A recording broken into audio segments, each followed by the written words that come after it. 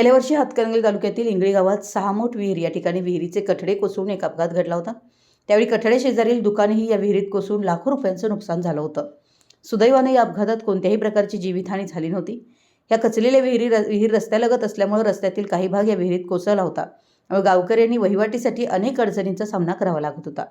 यावर उपाययोजना म्हणून या विहिरीच्या संरक्षण कठड्याचं रस्त्याचं काम सुरू होतं आणि हेच काम करताना दिनांक 3 मार्च रोजी दुपारी 3च्या सुमारास या ठिकाणी काम करणारा पोकलँड 50 ते 60 फूट विहिरीमध्ये कोसळला। हा पोकलँड चालवणारा व त्याचा सहकारी हे दोघेही पोकलँडसोबत या विहिरीमध्ये पडले।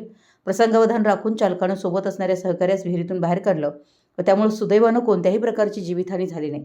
केवळ दैव बलवत्तर म्हणून चालकाचा व त्याच्या सोबत असणाऱ्या सहकार्यास दोघांचाही जीव बचावलाय। मराठी एस न्यूजसाठी हुपरीहून सतीश कंकणे।